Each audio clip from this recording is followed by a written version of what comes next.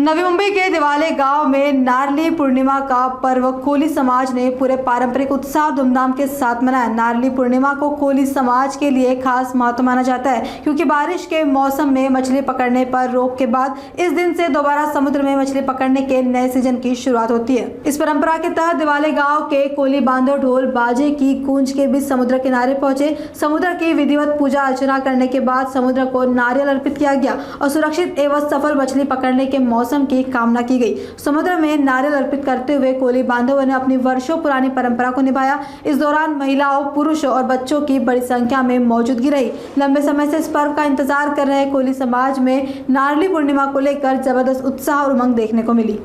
नमस्कार मंडळी, मी योगिता कोळी। तर आज आम्ही आहोत दिवाळे कोलीवाड्यात। तर आज आहे नारली पौर्णिमा। तर प्रथमच नारली पौर्णिमेच्या सर्वांना खूप खूप शुभेच्छा।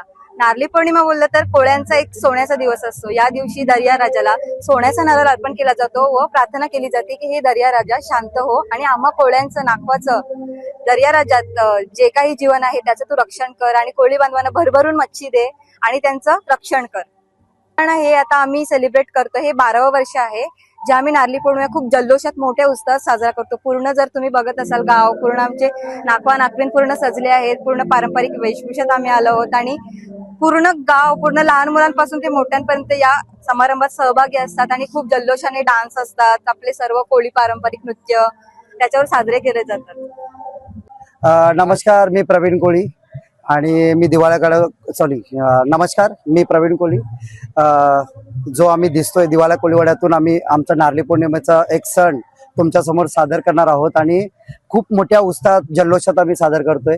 तर प्रत्येक आमचा नाकवा नाकवीन या सणाच्या आतुरतेने वाट पाहत असतो आणि खूप उत्सुकता लागलेली असते, कारण की 3 महिने आमचे लोक म्हणजे बोलतात ना, दर्यामध्ये बिझनेस करत नाही, दर्यामध्ये सखोल जात नाहीयेत आणि एक दर्याला आज नारली पौर्णिमेच्या निमित्ताने आम्ही एक नारळ अर्पण करून दर्या राजाला बोलतो की हे सागरा तू शांत हो आणि आम्हाला समावून घे आणि आम्हाला समीरपत एक बोलतात ना की आमचा रोजगार धंदा व्यवस्थित करून दे, आमच्यावर कुठला संकट आणू नको। या दिवसासाठी आम्ही हा नारली पौर्णिमा करतो आणि बोलतात बैरी देवाला आम्ही नमन करून तसेच आपल्या सर्व खंडोबाला एकविराईला नमन करून आम्ही पुढची वाटचाल चालू करतो। आणि ही वाटचाल चालू करण्यापूर्वी आम्ही एक जल्लोष आणि एक बोलतात ना की एक कोळीवाड्याचा धाट सगळ्या जगासमोर आणतो आणि हे जग आतुरत कोळीवाड्यातले हे नृत्य बघायला, हे सण बघायला। आणि जेवढे पण आले सगळ्यांना नारली पौर्णिमेच्या खूप खूप शुभेच्छा आणि सर्वांना हा वर्ष नाही तर सर्व वर्ष भरभराटीचे जावो, आयुष्य सुंदर जावो आणि सुखी राहा सगळेजण।